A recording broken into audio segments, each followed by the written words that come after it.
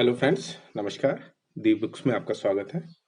Friends, आज हम लोग प्रीवियस क्वेश्चन देखेंगे। 2021 के प्रीवियस क्वेश्चन है और बहुत इम्पोर्टेंट होते हैं क्योंकि प्रीवियस ईयर के 4-5 साल के क्वेश्चन देखना बहुत ज़रूरी है। इससे ये पता चलता है कि पेपर का पैटर्न क्या है, पेपर आता कैसे है।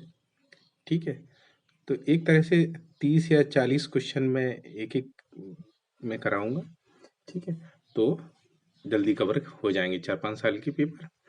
ठीक है, तो एक तरह से टेस्ट सीरीज मानिए और डिस्क्रिप्शन भी पढ़ दिया करूँगा और फिर आप लोग कमेंट करके बताना कि क्या कहते हैं। अगर डिस्क्रिप्शन पढ़ना है तो ठीक है, अदरवाइज नहीं। चलिए आइए देखते हैं। सबसे पहला क्वेश्चन है, एनटीपीसी की सिंगरौली स्थित इकाई के संदर्भ में निम्नलिखित में से कौन सा कथन सही है? यह छत्तीसगढ़ राज्य के उत्तरी भाग में स्थित है। यह एनटीपीसी की सबसे पुरानी इकाई है। ठीक है, केवल एक, दो, एक दो, न तो एक और न ही दो।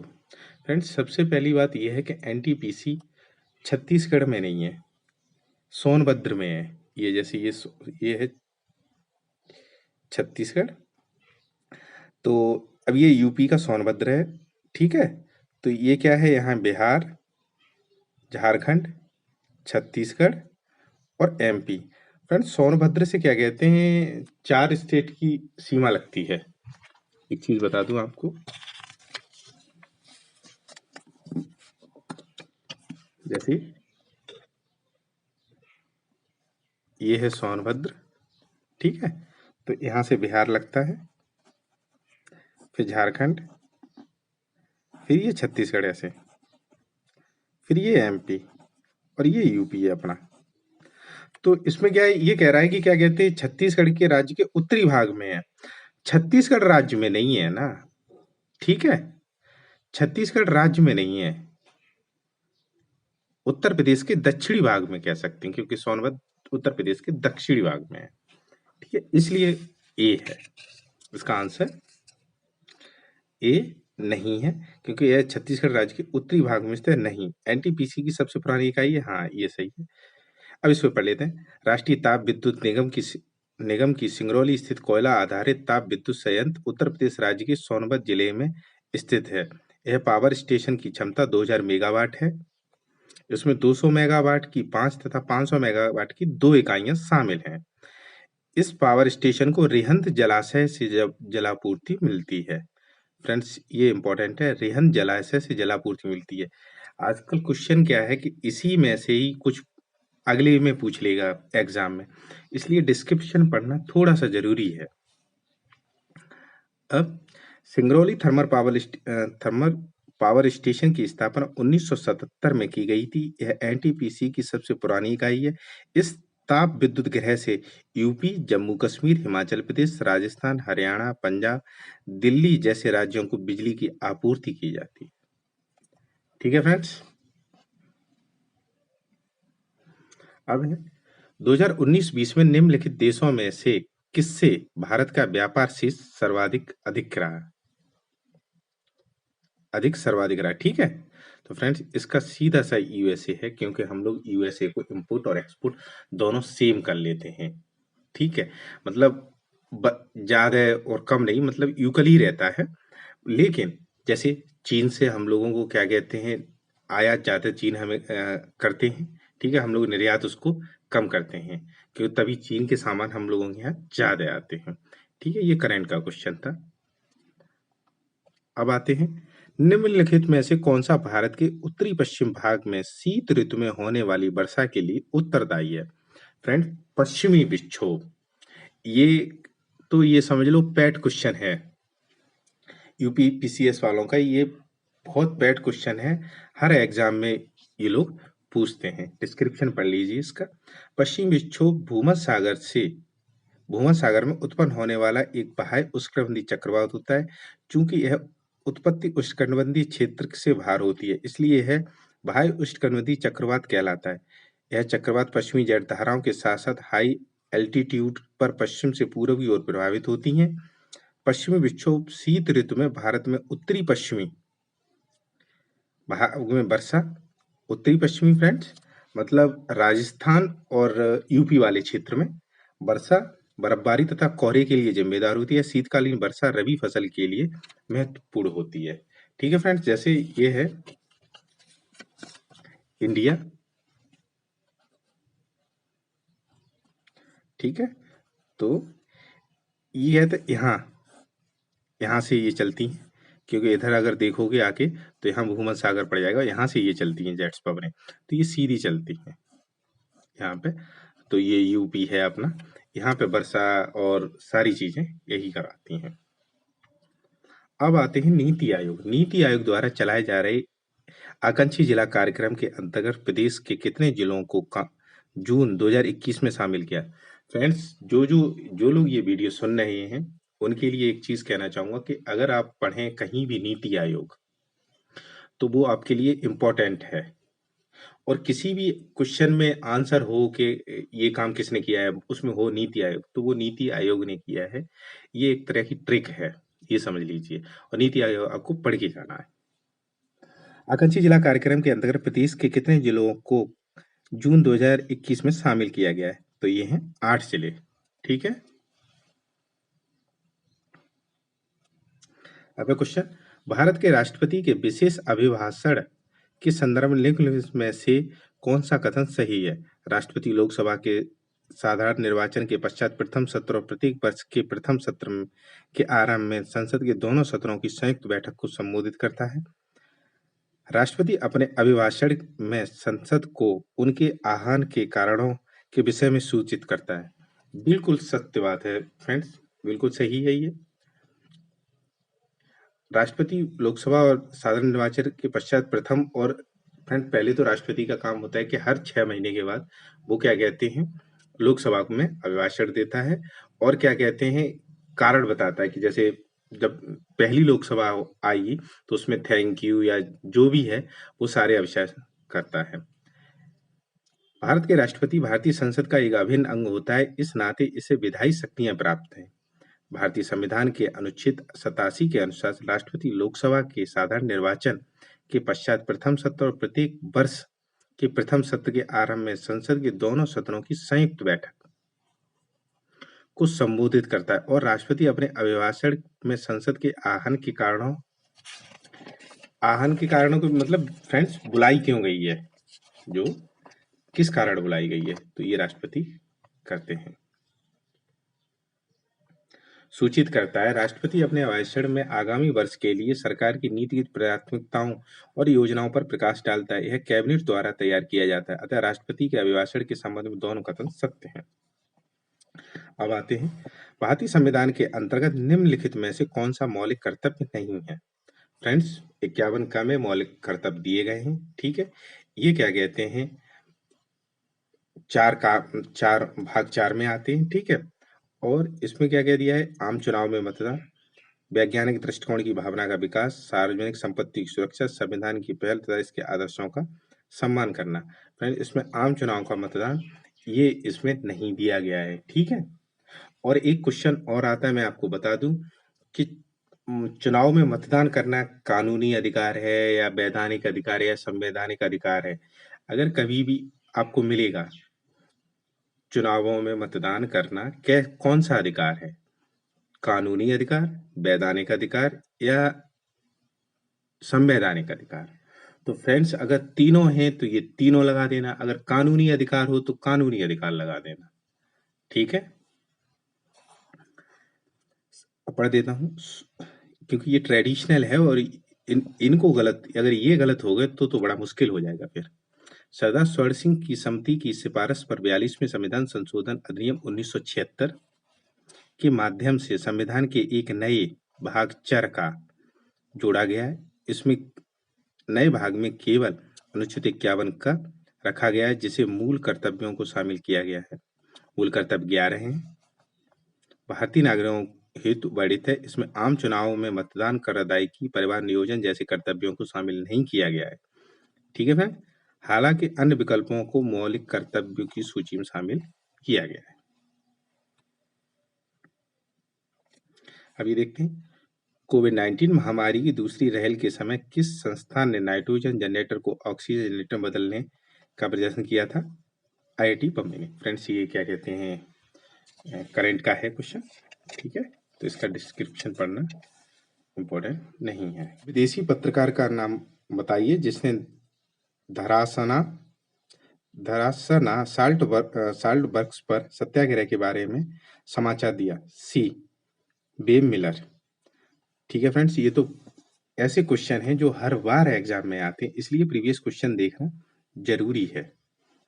बेम मिलर एक अमेरिकी पत्रकार थे। सविनय अवज्ञा आंदोलन के दौरान मई 1930 में धरासना साल्ट वर्क्स पर हुए सत्याग्रह को बेम मिलर ने कवर किया था। बेम मिलर ने इस समाचार ने विश्व को भारत में ब्रिटिश शासन द्वारा किए जा रहे अत्याचार से अवगत कराया तथा ब्रिटिश औपनिवेशिक शासन के खिलाफ दुनिया की राय बदलने में मदद की। मिलर के अनुसार धरसाना सत्याग्रह के दौरान 21 मई 1930 को ब्रिटिश पुलिस द्वारा 1300 से अधिक निहत्थे भारतीयों को बुरी तरह पीटा गया, जिनमें से कई की मौत हो गई।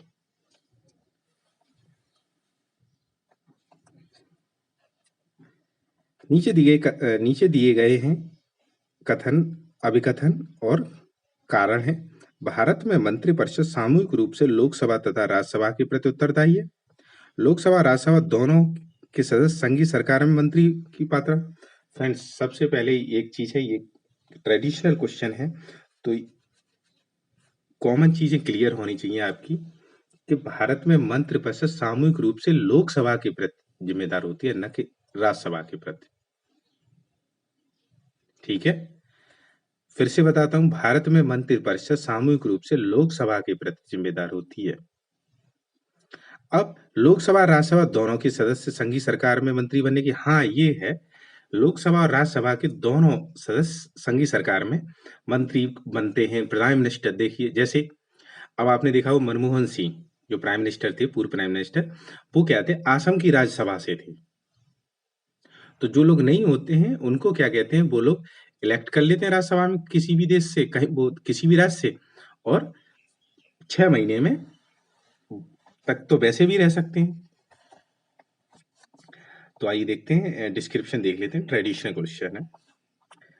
भारतीय संविधान ने सरकार की संसदीय व्यवस्था को अपनाया है। इस व्यवस्था में देश की राजनीतिक तथा प्रशासनिक व्यवस्था की मुख्य कार्यकारी अधिकारी प्रधानमंत्री के नेतृत्व वाली मंत्रिपरिषद होती है। आर्टिकल 75 के अनुसार मंत्रिपरिषद सामूहिक रूप से लोकसभा के प्रति उत्तरदायी होगी, अर्थात सभी मंत्री अपने सभी कार्यों के लिए लोकसभा के प्रति संयुक्त रूप से उत्तरदायी होंगे। अतः कथन एक गलत है। अनुच्छेद 75 में ही मंत्रियों की नियुक्ति तथा अर्हता का वर्णन है। इसके अनुसार लोकसभा तथा राज्यसभा के निर्वाचित और मनोनीत सदस्य संघीय सरकार में मंत्री बनने की पात्रता रखते हैं। प्रधानमंत्री की सलाह पर मंत्रियों की नियुक्ति राष्ट्रपति करता है। ठीक है, अब है 28 जुलाई 2021 को देश के विदेश मंत्री एंथोनी ब्लिंकन ने भारत के साथ सहयोग को मजबूत करने के लिए 2 दिवसीय यात्रा की। वह निम्नलिखित में से किस देश से संबंधित है? यूएसए से। फ्रेंड्स एक चीज और आपको बताना चाहूंगा कि जैसे अभी 5-6 महीने में अगर कोई भी अमेरिका का कोई भी प्रतिनिधि यहाँ इंडिया में आता है तो आपको वो रटना है, याद रखना है, क्योंकि वो कहीं भी पेपर में आपको पीसीएस के में मिल जाएगा, क्योंकि अमेरिका से हमारे संबंध अच्छे हैं, तो ये चीजें भी थोड़ी सी मैटर करती हैं। तो कोई आता है, तो ये पिछली बार आए थे तो विदेश मंत्री आए थे, तो अभी भी अगर कोई आए तो आपको वो चीज याद रखनी है।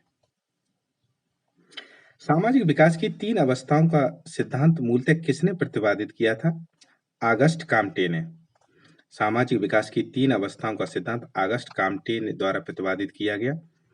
ऑगस्ट काम्टे को समाजशास्त्र के जनक के रूप में माना जाता है तथा इन्होंने तथ्यवाद पॉजिटिव्स के विचार का प्रतिपादन किया। ऑगस्ट काम्टे एक प्रसिद्ध फ्रांसीसी दार्शनिक और लेखक थे।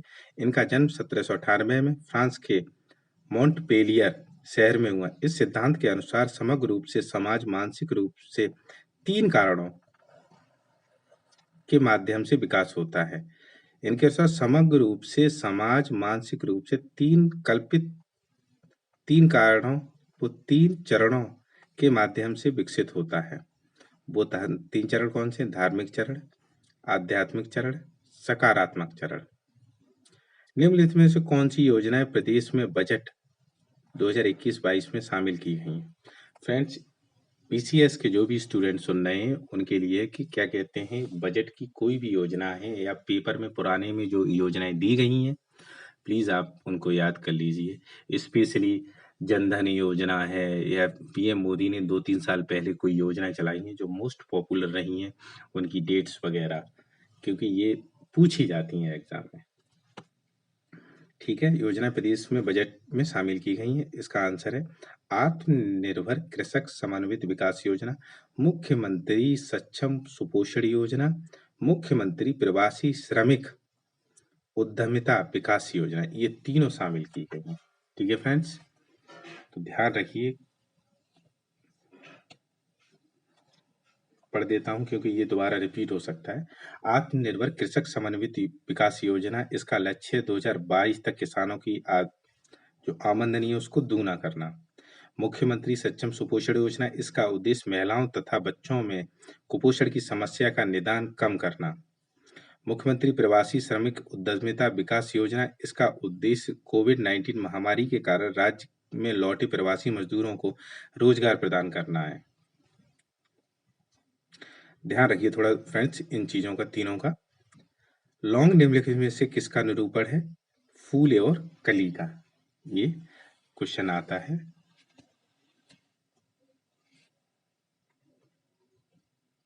निम्नलिखित में से कोको का प्रमुख उत्पादक देश नहीं है, तो वो है लाटाविया, घाना, कैमरून, अरावी कोस्ट। फ्रेंड्स बता सकते हैं लाटाविया कहाँ है? फ्रेंड्स ये वो देश हैं यूक्रेन वाले। लाटाविया लाटाविया दोस्त क्या कहते हैं, ये यूरोप में है और जो है रूस की जो सीमा है इससे लगती है।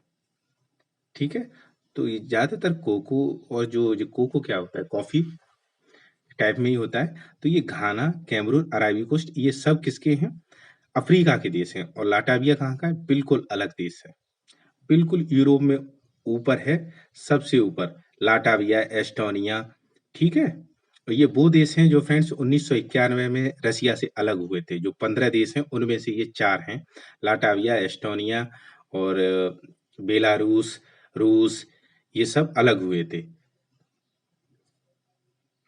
तो इसलिए थोड़ा सा कॉमन सेंस आप लगा सकते हैं कि कोको कहाँ होता है, तो अफ्रीका में होता है। तो ये तीनों अफ्रीका के, लाटाविया।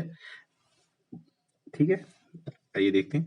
विश्व में लगभग 17% कोको का उत्पादन 4 प्रमुख पश्चिमी अफ्रीकी देश आइवरी कोस्ट, घाना, कैमरून, नाइजीरिया द्वारा किया जाता है। विश्व में सर्वाधिक कोको का उत्पादन आइवरी कोस्ट करता है।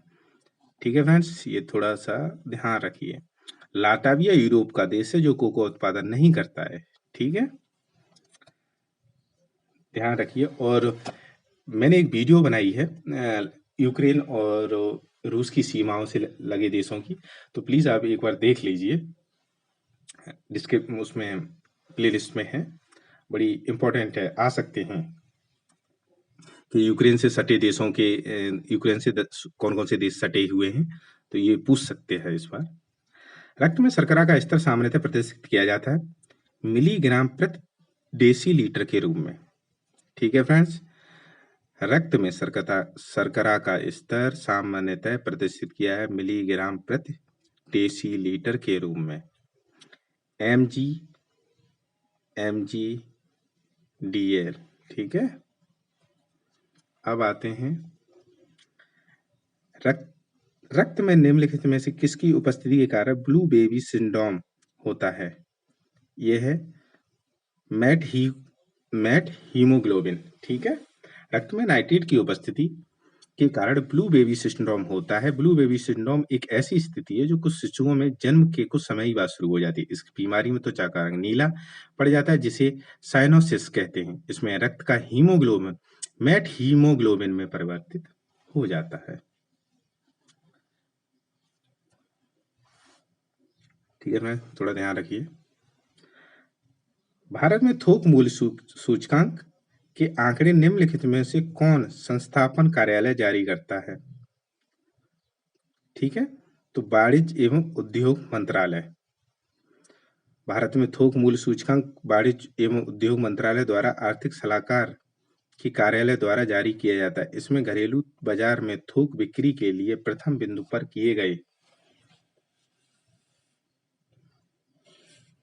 किए जाने वाले सभी लेन देन शामिल होते हैं। यह भारत में सबसे अधिक इस्तेमाल किए जाने वाला मुद्रास्फीति संकेतक है। वर्ष 2017 में अखिल भारतीय WPI के लिए आधार पर 2005 शिखर 12 कर दिया था। और फ्रेंड्स, हाँ 12 ही है शायद, अभी भी 12 ही है। बाटुलिज्म रिपीट क्वेश्चन है friends. Blue baby syndrome repeat question है।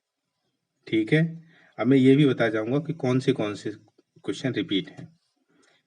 भोज्य पदार्थ से होने वाले विषैलेपन। बोटुलिज्म खाद्य विषाक्तता भोज्य पदार्थों से होने वाला विषैलापन है। यह रोग क्लोस्ट्रीडियम बोटुलिनम जीवाणु के द्वारा उत्पन्न विष के कारण होता है, जो संदूषित या सड़े हुए भोजन को ग्रहण करने के कारण शरीर में पहुंच जाता है। भारत सरकार के संस्कृति मंत्रालय ने आजादी के अमृत महोत्सव के एक अंग के रूप में जून 2021 में शहीद राम प्रसाद बिस्मिल की जयंती उत्तर प्रदेश में निम्नलिखित में से किस स्थान पर मनाई? शाहजहांपुर। ठीक है फ्रेंड्स, ऐसे भी क्वेश्चन आपको थोड़े से ध्यान रखने की, कहाँ किसी जो पुराने देशभक्त लोग थे उनकी कहाँ पे, क्या उनके नाम पे कोई पार्क बनाया जा रहा है, तो थोड़ा सा न्यूज में भी ध्यान रखिए। पैट क्वेश्चन आ गया है, देखिए निम्नलिखित में कौन सा वायु प्रदूषण का सूचक है? 10 पेपर आप उठा लीजिए, कम से कम 7 बार आपको ये क्वेश्चन मिलेगा। लाइकेन। लाइकेन कवक शैवाल एक पारस्परिक संघ है। यह पेड़ों, चट्टानों और खाली जमीन पर क्रस्टी पेच के रूप में होते हैं। हवा में वायु प्रदूषण के प्रति लाइकेन बहुत संवेदनशील होते हैं। इसका कारण इसकी अवशोषण प्रणाली है, जो SO2 को प्रदूषण के संपर्क में आने से तेजी से सल्फर का अवशोषण करता है, जिससे शैवाल में क्लोरोफिल नष्ट हो जाते हैं। अतः लाइकेन नष्ट हो जाता है। अतः लाइकेन बेहतर जैव पर्यावरण संकेतक के रूप में इस्तेमाल किया जाता है।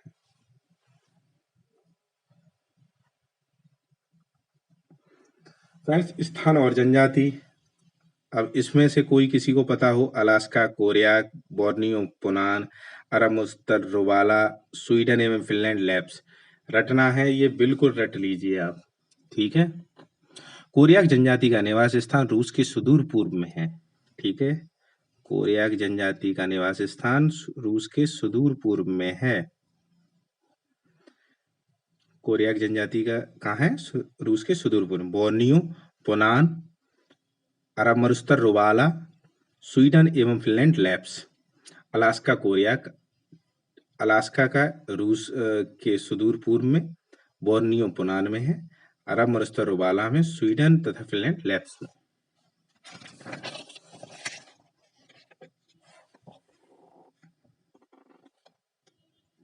राइबोफ्लोविन की कमी से निम्नलिखित में से कौन सा रोग हो जाता है फ्रेंड? चेइलोसिस। राइबोफ्लोविन विटामिन B2 की कमी से चेइलोसिस जो ओष्ठ विदरक रोग उत्पन्न होता है। इस रोग में मुंह के किनारे एवं ओष्ठ सूख जाते हैं, उनके सूजन आ जाती है और दरारें पड़ जाती हैं। पेलेग्रा विटामिन B3 की कमी से, और स्कर्वी विटामिन C की कमी से, बेरी विटामिन B की कमी से होता है। ओजोन दिवस सभी को पता होगा, 16 सितंबर को ओजोन दिवस मनाया जाता है। ठीक है,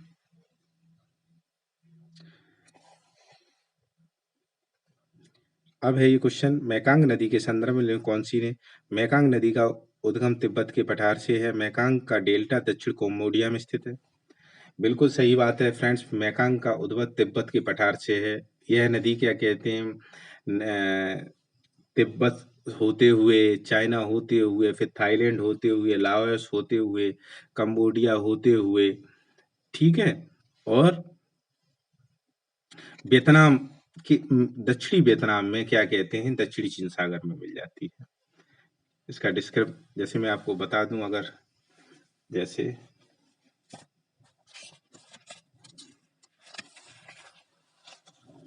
ये रिवर, ये है तिब्बत, ठीक है, यहाँ से ये निकलती है, ये है चाइना, ये है थाईलैंड, ऐसी ऐसी चलती है ये ले, ठीक है।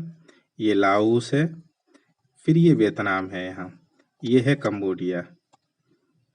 तो क्या है कि ये लगता है कि ये कंबोडिया है, कंबोडिया भी मिलता है, लेकिन ये रिवर आके हुए इधर से यहाँ मुड़ जाती है और चापाकार डेल्टा बनाती है, और दक्षिणी चीन सागर है ये है दक्षिणी चीन सागर, इसमें मिल जाती है आके,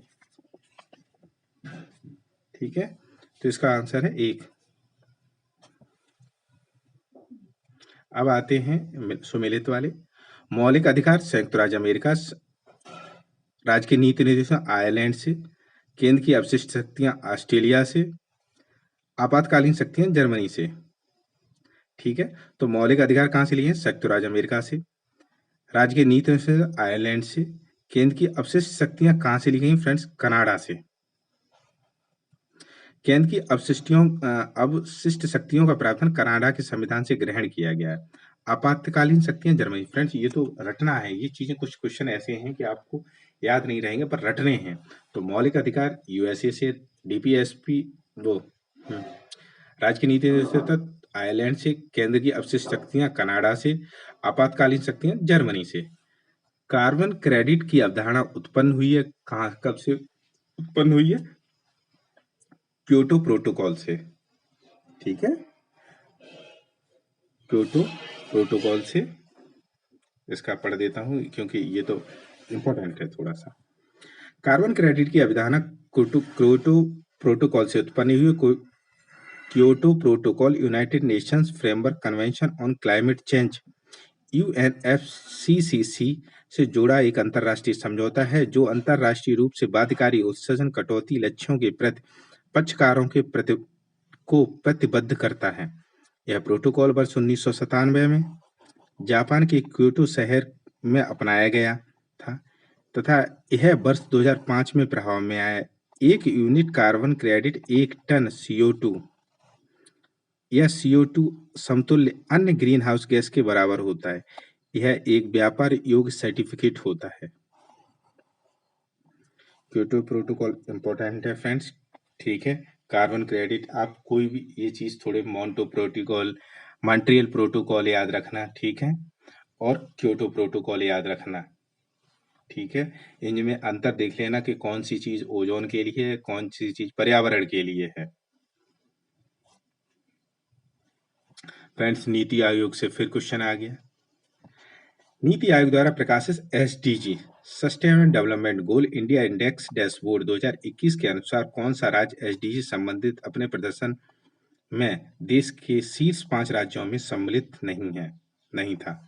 गुजरात, आंध्र प्रदेश, गोवा, तमिलनाडु, ठीक है फ्रेंड्स।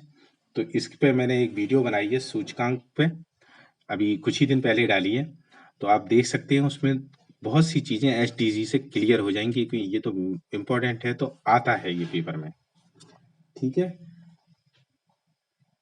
तो इसका आंसर है गुजरात, आंध्र प्रदेश, गोवा, तमिलनाडु।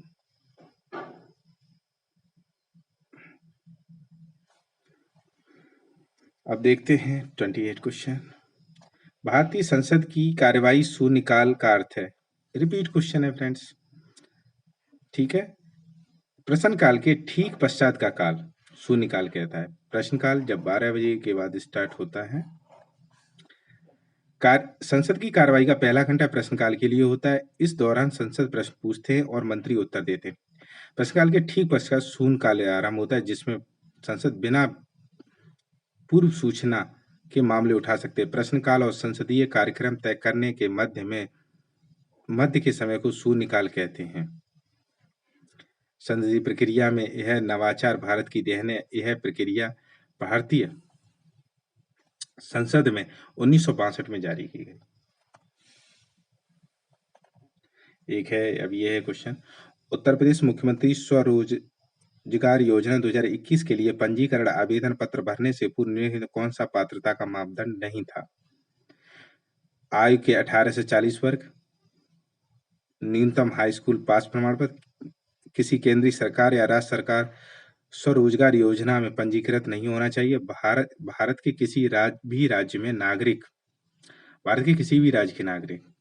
अब फ्रेंड्स ये तो कॉमन सी बात है कि भारत के किसी भी राज्य के नागरिक और उत्तर प्रदेश की योजना है, तो ये तो उसमें क्या कहते हैं डाला जाएगा, क्या कहते हैं कि ऐसे नहीं हो सकता कि नहीं तो सब करेंगे फिर। उत्तर में उत्तर प्रदेश मुख्यमंत्री स्वरोजगार योजना 2021 प्रदेश के बेरोजगार युवाओं को स्वरोजगार प्रदान करने के लिए आरंभ की गई है। इस योजना के तहत लाभार्थी को उद्योग क्षेत्र में नई इकाई लगाने हेतु 25 लाख तथा सेवा के लिए नई इकाई के लिए 10 लाख ऋण प्रदान किया जाएगा। फ्रेंड्स ऐसे क्लॉज इसलिए डाले जाते हैं कि जिससे और स्टेट के लोग ना इस योजना का लाभ ले पाए, लिमिटेड ही होते हैं। तो थोड़ा सा कॉमन सेंस अगर आप लगाना चाहते, जैसे पेपर में अगर आपके सामने आ जाए तो आप थोड़ा सा कॉमन सेंस लगा के आप इस क्वेश्चन को हल कर सकते थे। इस योजना का लाभार्थी होने के लिए पात्रता इस प्रकार है कि लाभार्थी उत्तर प्रदेश का मूल निवासी हो, ठीक है, 18 से 40 वर्ष का हो, हाई स्कूल उत्तीर्ण हो, किसी वित्तीय संस्थान से डिफॉल्टर ना हो, ठीक है, मतलब कहीं बैंक से आपने पैसा ले लिया है और क्या कहते हैं नहीं दिया है तो भी। डिफॉल्टर का मतलब फ्रेंड्स ये भी होता है कि अगर आपने फ्लिपकार्ट के भी पैसे नहीं दिए हैं तो डिफॉल्टर घोषित हो जाओगे। भारत सरकार, राज्य सरकार की किसी अन्य स्वरोजगार योजना से लाभान्वित ना हो। क्वेश्चन नंबर 30, पारस्परिक तंत्र में विविध अवयव आपस में एक दूसरे पर निर्भर नहीं है, ये तो गलत बात है। पारस्परिक तंत्र में विविध अवयव आपस में एक दूसरे से निर्भर नहीं है, ये कौन कहता है? फ्रेंड्स पारस्परिक तंत्र ही क्या होता है कि जब पारस्परिक तंत्र ही बनाए एक दूसरे पर निर्भर होना। हम लोग सब एक दूसरे पे, पेड़ पौधे सब चीज एक दूसरे पे डिपेंड है, तो निर्भर नहीं है, तो गलत हो गया ये तो पहले। मानव क्रियाओं से वातावरण प्रभावित होता है, बिल्कुल होता है, मानव क्रियाओं से नहीं हो रहा है फिर किससे होगा? पूरा वातावरण तो मानव क्रियाओं से ही प्रभावित है। तो फ्रेंड्स कुछ ऐसे थोड़ा सा जैसे एकदम घबराए ना, और जब पेपर करें तो ऐसे हिसाब लगाएं थोड़ा सा कि अरे पारिस्थितिक तंत्र में विविध अवयव आपस में एक दूसरे से निर्भर नहीं है, पारिस्थितिक तंत्र ही बना है सब सभी चीजों से, तो निर्भर तो है, डिपेंड है हम लोग। आइए देखते हैं, तो इसका आंसर है डी, ए गलत है, आर सत्य है। पारिस्थितिक तंत्र सभी जैविक अजैविक तत्वों का सम्मिश्रण है फ्रेंड्स, ठीक है। इसमें अवयव एक दूसरे से जुड़े हैं, परस्पर आश्रित होते हैं। इन इसके अवयवों को मुख्यतः भौतिक जैविक ऊर्जा संगठनों में बांटा जा सकता है। भौतिक घटकों में देखिए भू, वायु, जल शामिल हैं। जैविक घटकों में जीव जंतु, पादप शामिल होते हैं। ऊर्जा संकट में सौर, भूतापीय ऊर्जा शामिल को किया गया है। अतः अभिकथन एक सही नहीं है, चूंकि पर्यावरण में सभी अवयव एक दूसरे से जुड़े और परस्पर आश्रित हैं। फ्रेंड्स डिपेंड है हम लोग एक दूसरे से, कोई किसी से अलग नहीं है, ठीक है। अतः इसमें किसी भी प्रकार का परिवर्तन वातावरण को प्रभावित करता है। उदाहरण के लिए मनुष्य की गतिविधियों के कारण वर्तमान में वातावरण की ग्रीन हाउस गैस में वृद्धि हुई है, जिससे ग्लोबल वार्मिंग की समस्या उत्पन्न हुई है। फ्रेंड्स आज की वीडियो में 30 क्वेश्चन, ठीक है, नेक्स्ट 30 कल की वीडियो में ऐसी 30 क्वेश्चन लूंगा, तो 5 दिन में एक हो जाएगी। और आपको कैसी लगी वीडियो प्लीज कमेंट बॉक्स में जरूर बताएं कि कैसी लगी, प्लीज कमेंट जरूर करें। Thank you so much.